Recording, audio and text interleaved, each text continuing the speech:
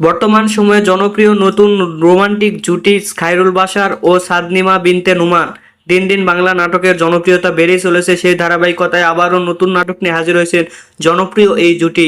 নাটকটির নাম গল্পটা থেকে যায়। এই নাটকটিতে অভিনয় করেছেন বর্তমান সময়ের আলোচিত অভিনেতা খায়রুল বাশার ও আলোচিত অভিনেত্রী সাদনিমা বিনতে নোমান। এই নাটকটি রচনা করেন দেবাশিস চক্রবর্তী ও সুব্রত সজীব এবং রচনা ও পরিচালনা করেন সুব্রত সজীব। নাটকটি খুব শীঘ্রই ঈদে ইউটিউব চ্যানেলে প্রকাশিত হবে। আপনারা দেখতে চাইলে অবশ্যই ঈদে ইউটিউব চ্যানেলে চোখ রাখুন এবং নিয়মিত নতুন নতুন নাটকের আপডেট পেতে হলে অবশ্যই চ্যানেলটিকে সাবস্ক্রাইব করে রাখুন। পরবর্তী ভিডিওর জন্য অপেক্ষা করুন।